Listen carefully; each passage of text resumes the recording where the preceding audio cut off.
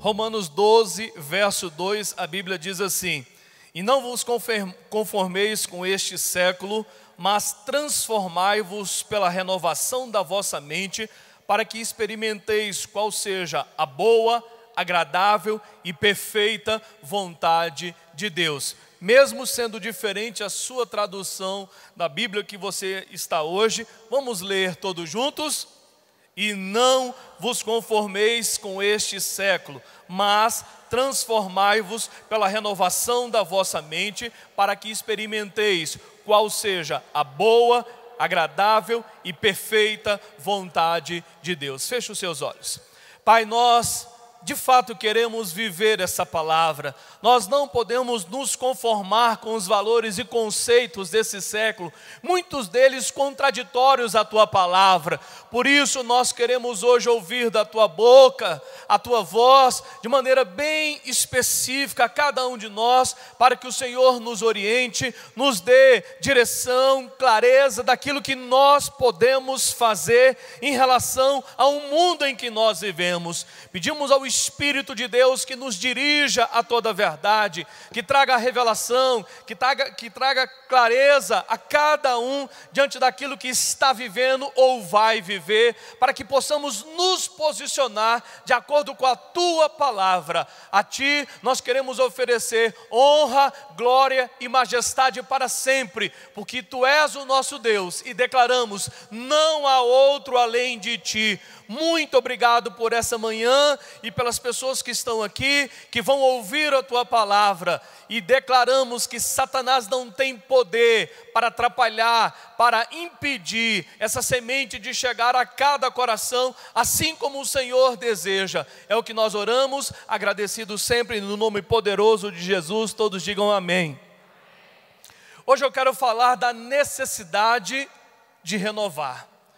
Hoje as pessoas falam muito dessa renovação criteriosa que precisa haver em relação à natureza, que a gente não pode gastar tanta água, que a gente não pode usar tantos produtos, porque inevitavelmente isso vai acabar com o nosso planeta. Pastor, isso está errado? Não, nós temos que tomar um cuidado extremo em mudar algumas posturas, algumas atitudes, porque isso vai acabar destruindo inevitavelmente o lugar onde eu vivo e você vive. Amém, irmãos? As construções mudaram, as pessoas estão mudando, muita coisa está num processo de mudança muito, mas muito rápido, e nós precisamos acompanhar essas mudanças pautados na palavra de Deus, porque muitas mudanças não são benéficas para mim e para você como filhos de Deus. E é claro,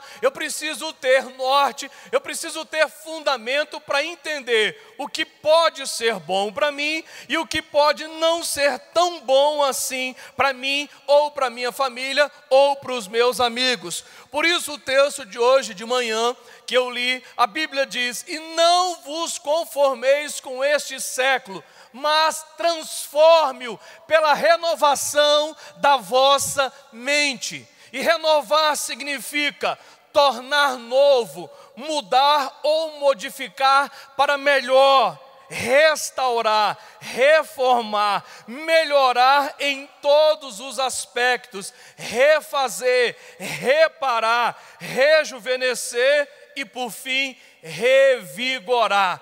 Então, quando a Bíblia traz um verbo tão forte quanto esse, ela está dizendo todas essas coisas que precisam acontecer na minha e na sua vida, quando ela diz: renove, rejuvenesça, melhore, restaure, reforme, modifique o que pode ser modificado, porque nem todas as coisas o serão, caso a palavra de Deus. Amém, irmãos? Porque o nosso Deus é imutável, Ele não muda e Ele jamais mudará. Ou seja, nós não podemos jamais reformular a palavra de Deus. mas existem tantas outras coisas que eu posso aperfeiçoar, que eu posso restaurar, que eu posso reformular, que eu posso reformar na minha e na sua vida, e é o que a palavra de Deus deseja que eu e você façamos a partir de hoje de maneira mais precisa e contundente. Amém, irmãos? Exemplo: empresas antigamente, quando contratavam pessoas, é porque elas estavam crescendo, expandindo, e o empresário sentia felicidade quando aumentava o quadro dos seus funcionários. Hoje, se você for analisar isso em questão de mercado, talvez esse empregador não seja tão bem sucedido, porque hoje há um enxugamento da máquina, as pessoas precisam mandar outras embora e mesmo assim otimizar o que vinham fazendo com uma qualidade maior e melhor.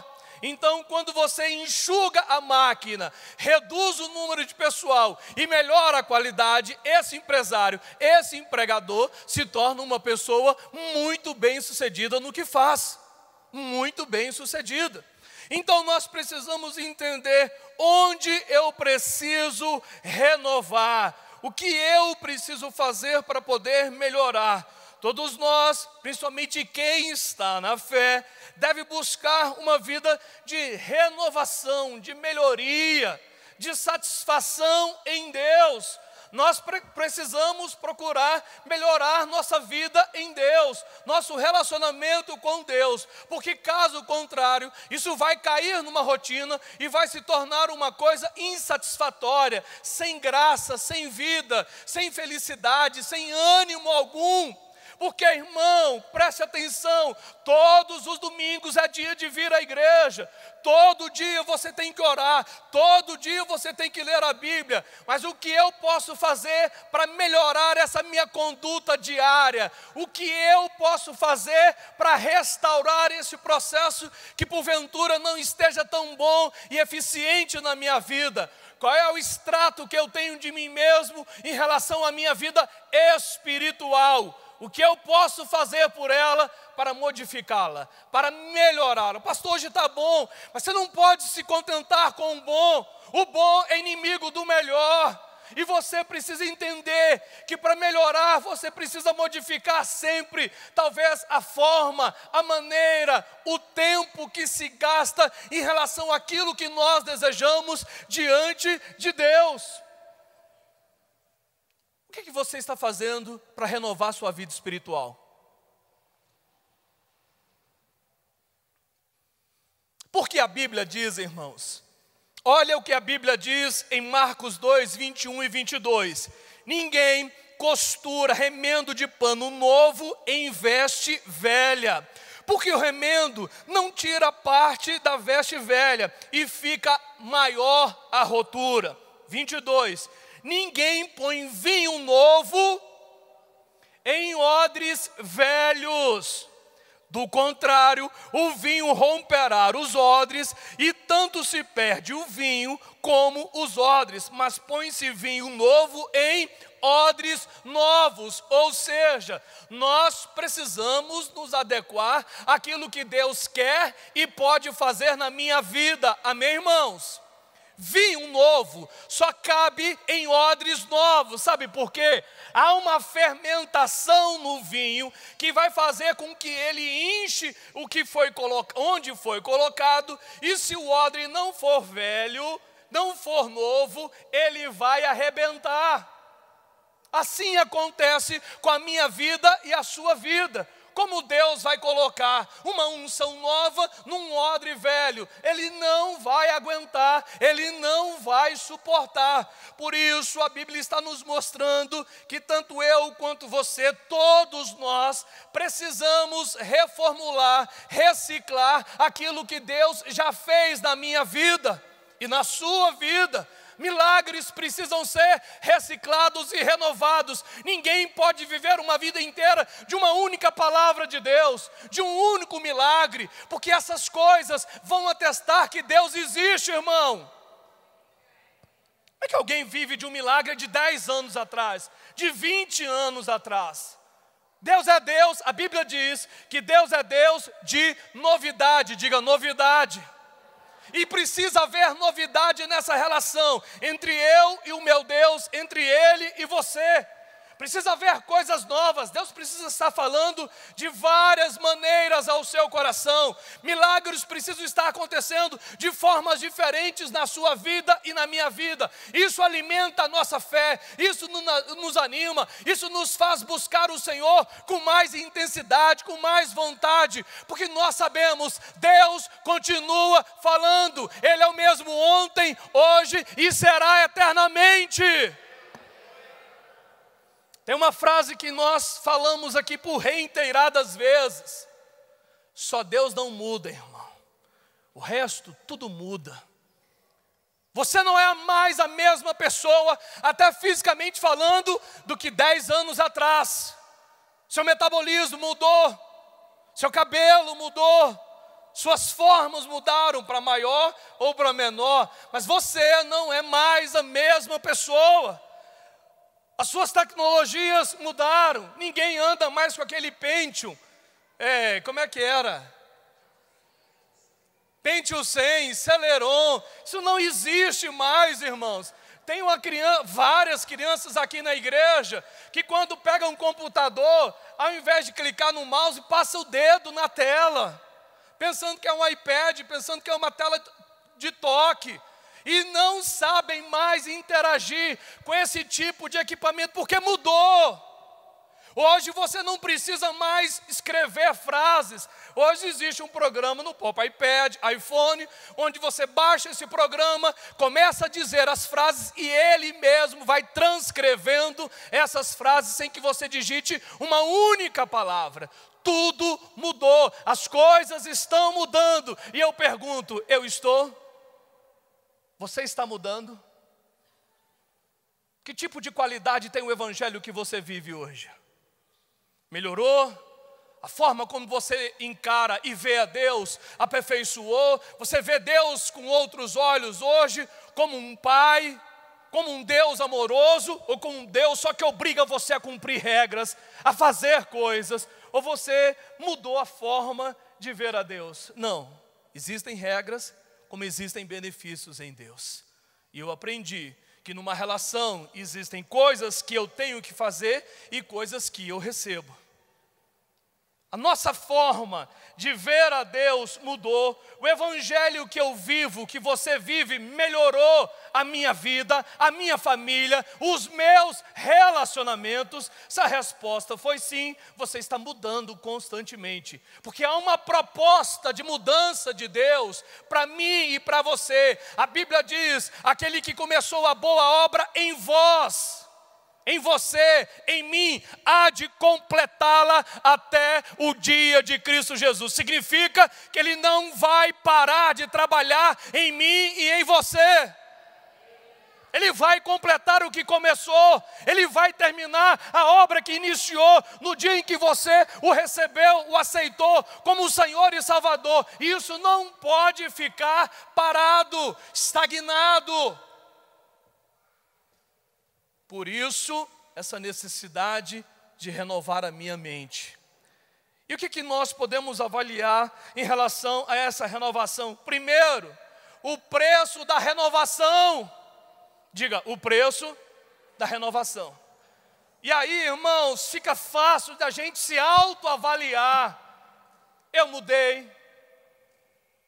Existe mudança, melhorias, reformas na minha vida, na forma como eu trato os outros, na forma como eu trato a Deus, na forma como eu aplico a palavra de Deus. Que preço eu vou ter que pagar?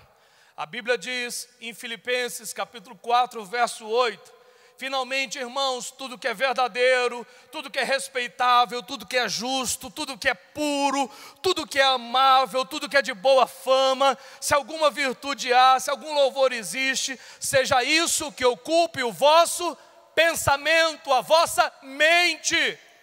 E aí você cria um aferidor, um parâmetro para você. Quais foram os pensamentos que povoaram a sua mente nessas últimas horas, nesses últimos dias, nessas últimas semanas? O que você pensou? Foram pensamentos esperançosos, pensamentos favoráveis, verdadeiros, respeitáveis, justos, pensamentos puros, pensamentos amáveis? Isso povoou a minha mente? Ou foram pensamentos pessimistas, negativos, sem expectativa nenhuma em relação ao futuro, sem esperança nenhuma, sem possibilidade de ver a ação de Deus? O preço para a mudança começa na minha mente, começa aqui dentro. O que você pensa? Que tipo de pensamentos você tem ao longo do dia? Não vai dar certo, Deus vai abrir a porta, vai ter milagre, Deus vai intervir, o melhor de Deus ainda está por vir. Aquilo é para mim, Deus vai me prosperar, Deus vai me curar, Deus vai me libertar. Ou, não, isso não é para mim. Olha de onde eu venho, olha meu pai, olha minha mãe, olha minha estrutura familiar, olha o tipo de conhecimento que eu tenho, olha onde eu estudei. Que tipo de pensamento precisa ser reformulado? Pastor, meu marido não muda nunca.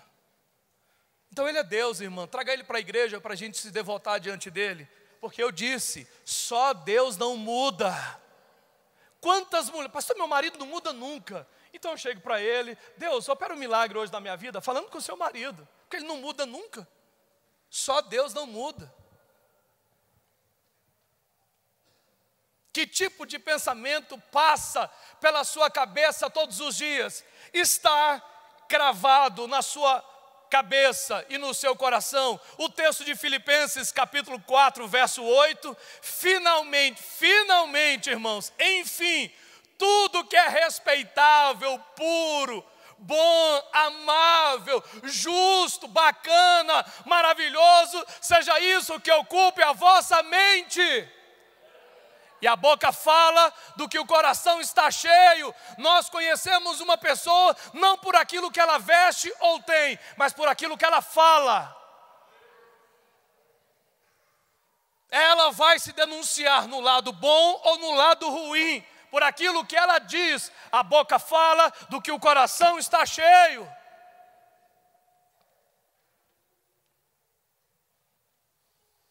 Então existe uma necessidade muito grande de transformar, mas essa necessidade vai cobrar o seu preço. Está disposto ou disposta a pagar a reformulação da sua mente, dos seus conceitos, dos seus valores? Irmãos, como nós precisamos mudar nossos conceitos em relação ao nosso próprio país. Nada aqui presta, nada funciona. Outro dia saiu uma nota de uma situação parecida com essa que eu estou falando. De pessoas que vão aos Estados Unidos, quando voltam ao país, tem tipo uma depressão pós-viagem. Porque vai a um país de primeiro mundo onde as coisas funcionam. Quando chegam aqui, se deparam com a realidade de onde nós moramos, vivemos literalmente, não conseguem ter esperança.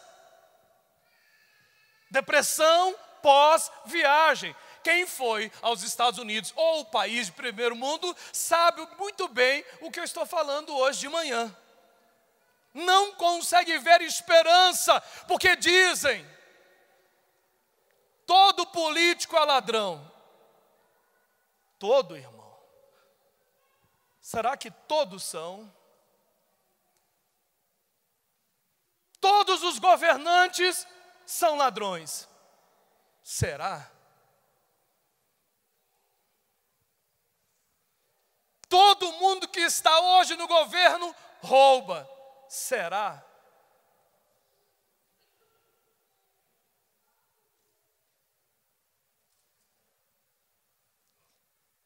Nós precisamos reformular nossa mente. modificar os nossos pensamentos, porque é isso que a palavra de Deus está dizendo. Não se conforme com essa situação. Você pode mudar essa situação.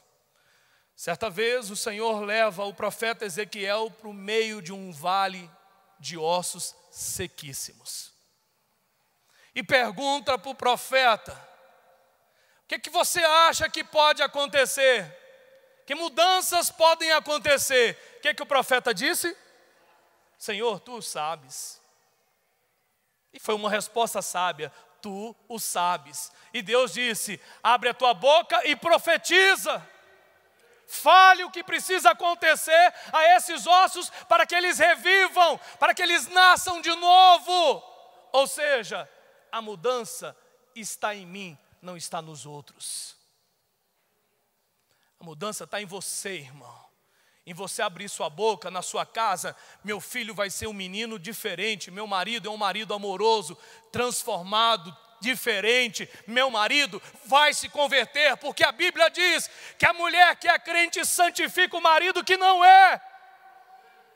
Então você não pode contrariar esse princípio. Diz ainda mais: vai convertê-lo, e vice-versa. Agora o grande problema, irmão, está aqui dentro. A grama do vizinho sempre é mais verde do que a nossa. Os sobrinhos são sempre melhores do que os nossos próprios filhos. O outro casamento sempre é melhor do que o meu ou do que o seu. Não, se você começar a mudar sua mentalidade, permitir que Deus comece a criar novos conceitos dentro de você, tudo pode mudar. Tudo pode mudar. Onde e de que maneira isso pode acontecer?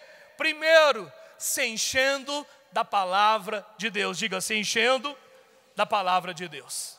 É muito difícil reformular conceitos, valores, se você não tem o que trocar. Se você não tem parâmetro de melhor ou pior, de esse ser muito mais alto do que o anterior.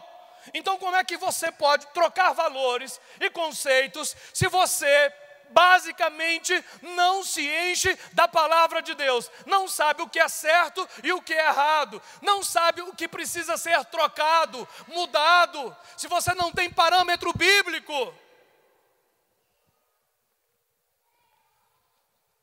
Quer transformar sua mente? Inicialmente você vai precisar se encher da palavra de Deus, saber o que a Bíblia diz acerca daquilo. Tem crente de 20 anos que nunca leu a Bíblia toda ainda.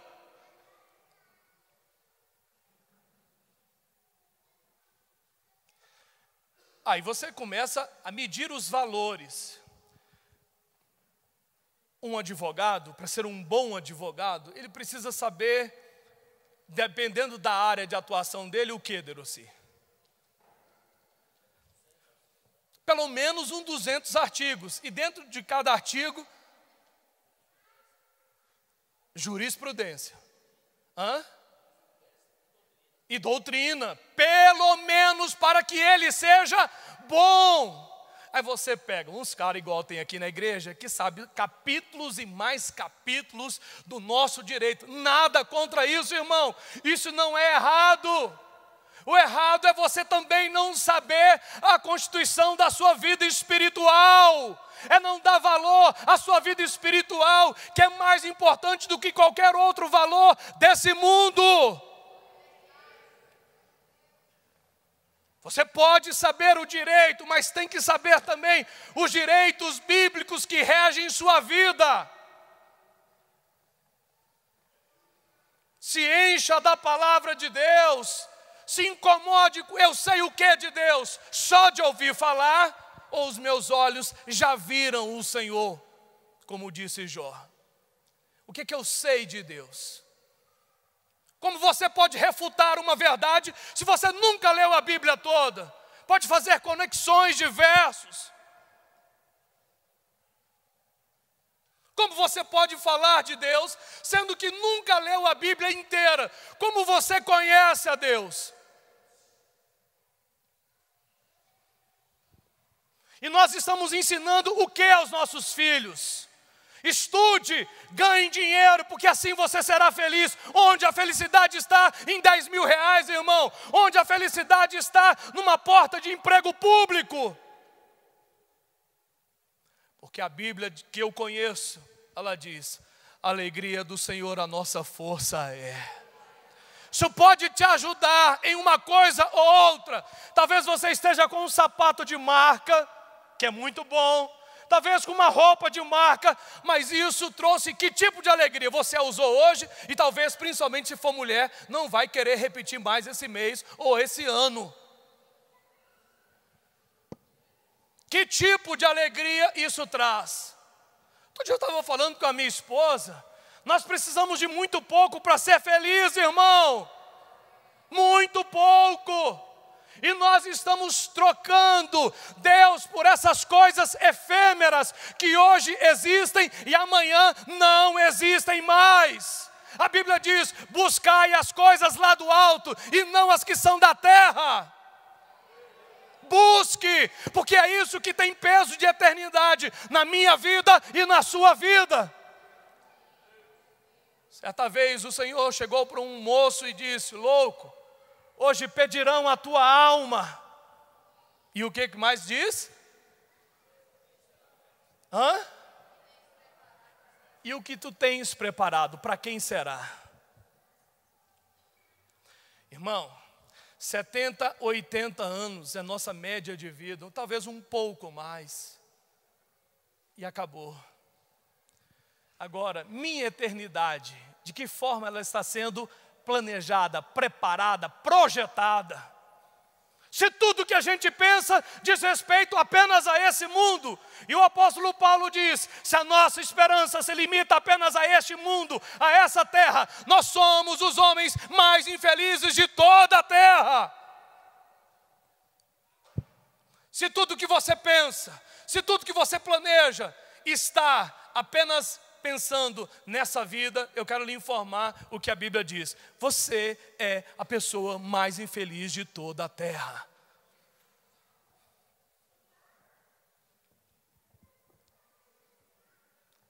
Renove sua mente, irmão.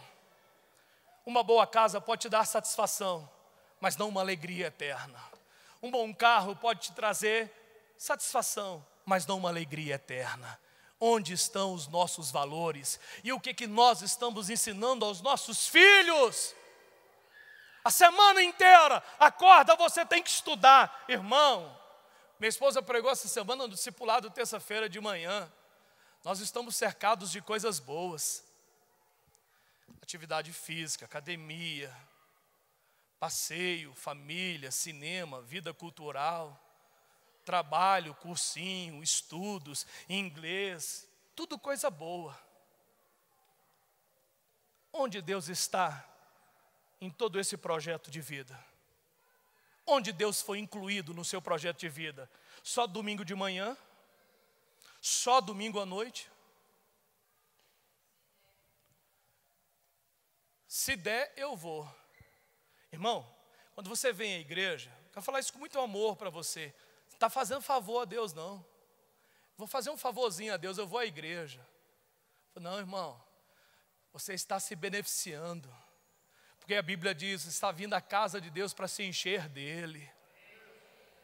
E a Bíblia diz: não deixemos de congregar, como é costume de alguns, quanto mais quando o grande dia se aproxima. Irmão, falta aula? Nem pensar. Nossos filhos não podem. Mas ficar 2 semanas sem vir à casa de Deus, não tem problema. Não tem problema. Ficar sem orar todos os dias, não tem problema. O pai sempre pergunta: fez os seus deveres, estudou para a prova, mas qual o pai pergunta? Fez sua devocional, meu filho? Fez sua devocional? Está lendo sua Bíblia? Está orando todos os dias? Tem jejuado sistematicamente? Como vai o seu nível de santidade na escola? Seu compromisso com Deus? Está conseguindo cumprir? Está conseguindo testemunhar na escola? Não. Estudou? tirou nota baixa, tem castigo. Não recebe mesada, não ganha aquilo, não vai aquilo outro. Agora Deus, quando você precisar, lembre-se que você tem um Deus, quando precisar. Mas quem não precisa de Deus todos os dias, irmãos? Basta ficar doente para você se lembrar que Deus é quem sara e cura todas as nossas enfermidades. É Ele. Quando um médico diz, não tem jeito, apelamos para quem? Para quem sempre pôde, para quem sempre pode e para quem sempre poderá intervir na minha vida e na sua vida. Quando tem um problema insolúvel, corremos para quem? Para quem pode todas as coisas. Não resolveu, você busca quem? Quem pode todas as coisas. Então ele não pode ser um mero participante da sua vida, um coadjuvante. Nós, como eu disse, estamos cercados de coisas boas. E a principal coisa boa é o meu Deus e o seu Deus. Eu quero que você aplaude Ele por isso, irmãos. Ele é a parte boa da nossa vida. Ele é a melhor parte. É Ele que tem mudado, é Ele que gera esperança, alegria, conforto, satisfação.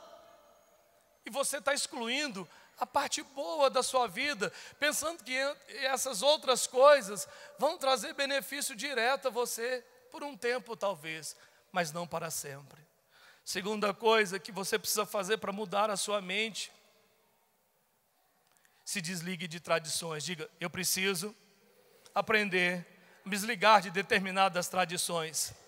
A Bíblia diz, negligenciando o mandamento de Deus, guardais a tradição dos homens. Disse-lhes ainda, jeitosamente rejeitais o preceito de Deus para guardares a vossa própria tradição. Às vezes, irmão, a tradição da minha família me impede de servir a Deus, me impede de ser um crente melhor. Os valores e os conceitos desse mundo, muitas vezes, estão se misturando com os nossos, os conceitos eclesiásticos. Trair deixou de ser exceção. Agora, possibilidade real. Pastor, não deu certo, fazer o quê? A gente separa mesmo. O negócio é ser feliz. Será?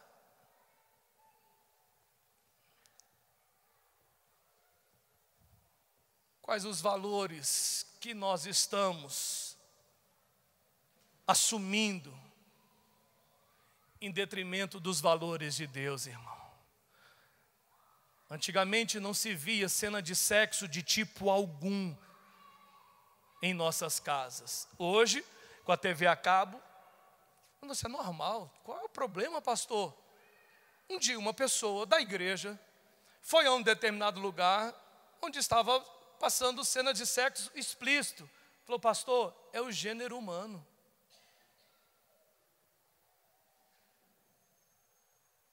Pastor, coisa mais normal é um nu. Eu falei, o nu sendo seu, é altamente normal, irmão. Não, pastor, dos outros também. Não foi Deus que criou? Foi, mas Deus não botou vestimenta depois? Falou, você já saiu pelado por aí, irmão? Falou, não, você não está falando que é normal e natural? Ele quis argumentar comigo. Eu falei, vamos parar, a gente vai discutir. Fique com o seu nu e eu fico com a minha vestimenta. E glória a Deus por isso. Mas ele queria dizer que ir para a praia de nudismo é altamente normal, é natural. Falei, irmão, nem aqui, nem na China e nem em lugar algum. Só na sua cabeça e em alguns lugares específicos. Praia de nudismo, por exemplo. Tradição de homens querendo invadir minha vida e sua vida, irmão. A pessoa assiste novela, aí cria uma utopia de uma relação que pode tudo. A gente é casado, você na sua casa, eu na minha. Não tem problema, cada um na sua, e a gente se encontra de vez em quando para não se enjoar. Irmão, quando você ama, você se enjoa da pessoa? Você se enjoou do seu filho? Meu filho, vai embora, estou enjoado de você. Vê todo dia, dorme todo dia, come todo dia. Você manda seu filho embora? Vai embora, não aguento ver sua cara mais, menino. Vai para a rua, some daqui, vai morar em outro lugar. Não te aguento mais. Cuidado com alguns preceitos e conceitos humanos tentando invadir sua família, seu coração e sua mente.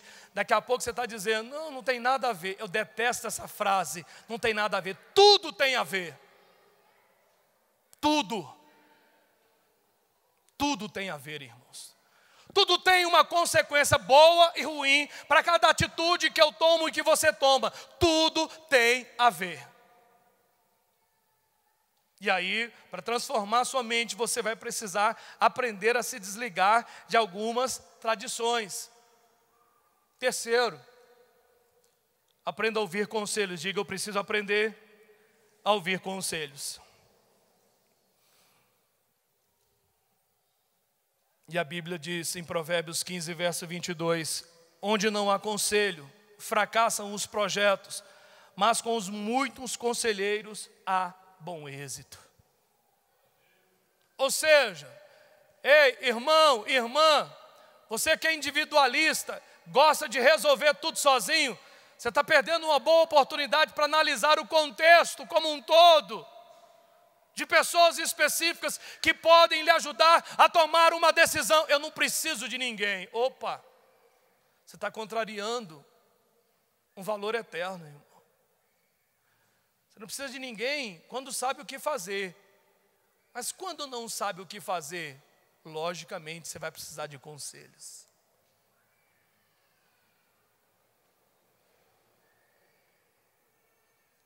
Eu não sei tudo. Logicamente, eu preciso de conselheiros.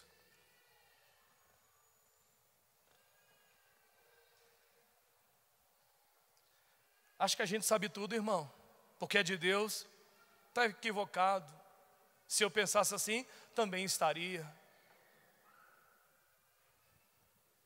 Você tem facilidade para procurar conselhos, ouvir conselhos, não significa que você tem que praticá-los, mas precisa ter disposição de ouvir, para poder tomar uma decisão mais bem pautada, mais segura, mais confiável.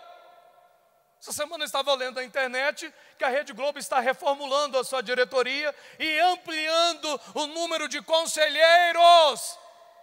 O Pão de Açúcar, a sua diretoria é formada por conselheiros, porque ninguém pode tomar a decisão sem ouvir os outros. Qual a melhor decisão que nós vamos tomar? Muitas vezes nós contrariamos o que é conduta e o que é regra para nós, porque nos achamos muito bons. Mas se fôssemos tudo isso, nós não estaríamos vivendo alguns problemas, porque temos solução para tudo. Tem facilidade para ouvir conselhos, parar. Ei, me dê um conselho aqui. O que você acha sobre isso especificamente? Sobre essa área? Eu estou enfrentando uma situação assim com os meus filhos. Eu nunca vivi isso. O que eu tenho que fazer? O que você faria se estivesse em meu lugar? Mas está tentando resolver sozinho, talvez você consiga, mas a que preço? Com que tempo você vai chegar lá? Com que tempo? E sabe quem é penalizado isso? Com isso? Os jovens, porque eles acham que sabem tudo, não querem tomar conselhos. Não, meu pai é um quadrado, é um careta, né, Thalita? Minha mãe sabe nada, antiquada. Será, irmão, alguém que viveu 40, 50 anos, tem maturidade nenhuma para te dar um conselho? Será que meu filho menor vai pensar de mim, que tenho 45, meu pai sabe nada, ele vai fazer 8, eu tenho 45, eu não sei nada, ele sabe tudo. Ele que tem 8 sabe, eu que tenho 45 não sei nada.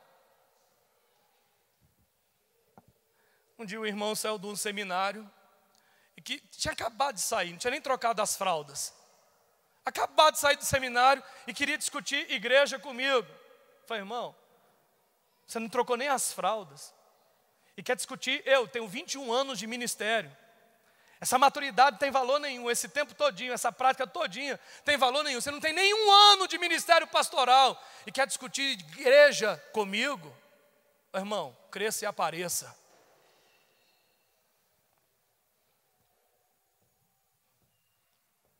O cara nunca dirigiu nada.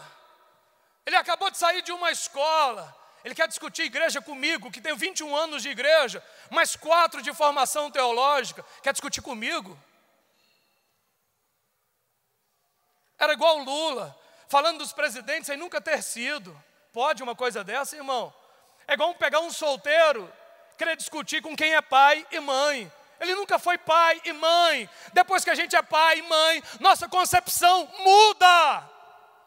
De filho, você não tem responsabilidade, você não dá comida a um passarinho. Agora tem filhos, sua responsabilidade é outra. Você tem alguém para poder cuidar, para poder formar, para poder ajudar, conduzir. Muda a sua mentalidade, irmão.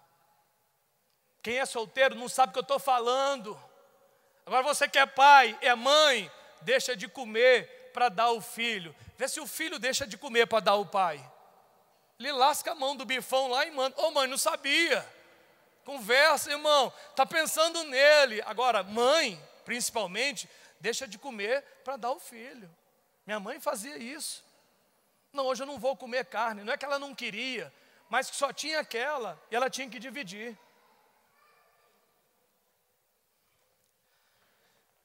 Você tem facilidade para pedir conselhos, irmão? Porque há um antídoto para isso que eu estou falando. A Bíblia diz, preste atenção. O solitário insurge-se contra a própria sabedoria. Aquele que vive sozinho, independente, insurge-se contra a própria sabedoria. Vai tomar caminhos que não são bons. Porque não sabe tudo. Porque é sozinho. Quem vai dizer, ei, não vai por esse caminho não, que você vai cair, vai se machucar. Sai fora dessa amizade. As más conversações corrompem os bons costumes. Não fale assim com as pessoas mais velhas. Não semeie isso para a sua vida. Cuidado. Pastor, não preciso de pessoas, eu preciso de Deus. E Deus usa quem, irmão? Pedra? Pau? Para falar com você? Ou pessoas?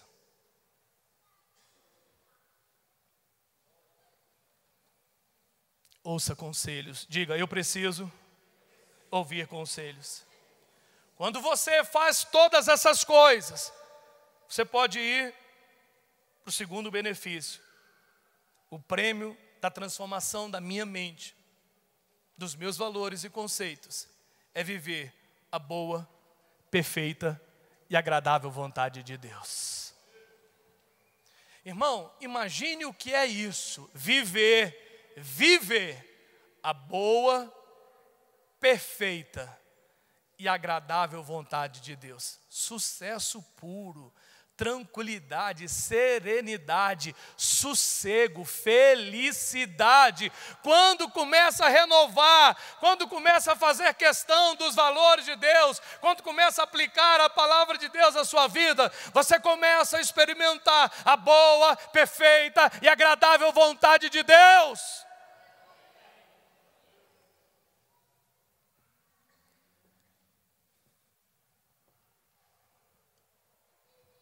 Não vou trair minha esposa. Não traindo a esposa, você começa a viver a boa, perfeita e agradável vontade de Deus. Você começa a cumprir o princípio da oração, começa a orar, começa a jejuar, começa a falar com Deus, começa a andar com Deus. Sua vida necessariamente vai mudar de padrão, sim ou não? Porque você começou a mudar isso aqui, ó. Aí você vai experimentar a boa, a perfeita e agradável vontade de Deus.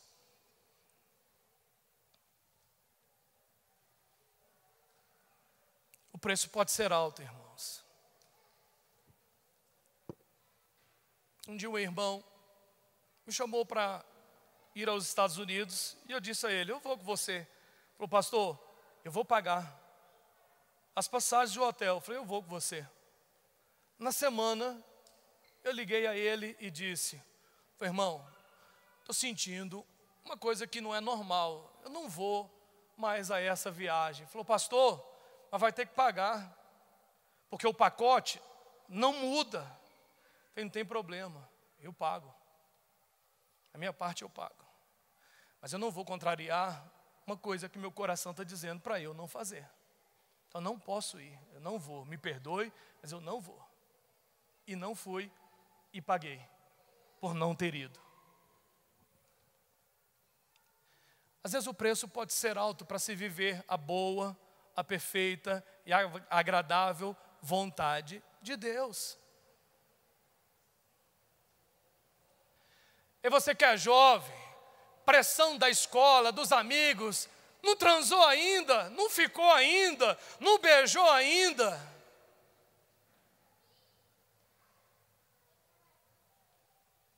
Não pegou ninguém.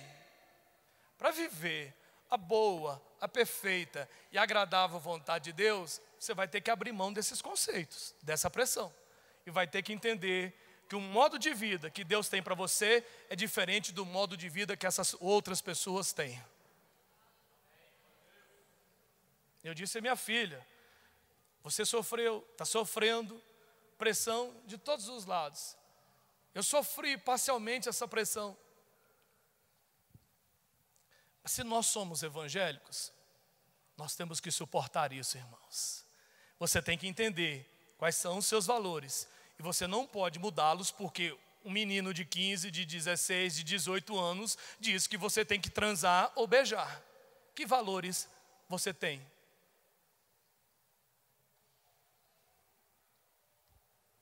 Quando você consegue transcender essa pressão, você consegue viver a boa, a perfeita e agradável vontade de Deus. Irmão, presta atenção. Você ainda é crente, por isso precisa viver os conceitos e os valores bíblicos, independente de quem fale ou faça, nós estamos acima disso.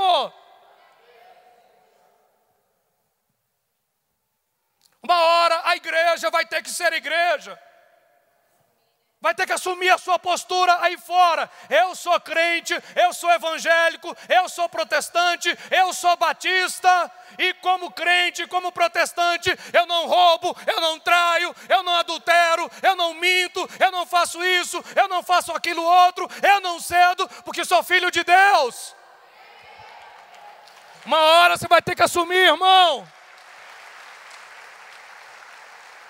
Você não pode ficar em cima da linha do muro. No que é conveniente eu pulo para cá. No que é conveniente eu pulo para lá. Ora é bom estar no lado cristão, ora é bom estar no lado mundano. Cuidado que você pode quebrar o pescoço, como o Eutico. Ficou em cima do muro, caiu, quebrou o pescoço, irmão. Você vai ter que assumir sua postura. A Thalita estava me falando quinta-feira no culto aqui. Ela estuda na UNB, eu já vi tanta história da UNB. Ela falou, pastor, quando nós fomos para lá, eu e minhas irmãs, nosso evangelho melhorou, porque nós tivemos que mostrar nossa posição. Quem é, quem não é, deixa de ser, irmão. Alguns abandonam tudo lá, diante do que se acontece lá dentro.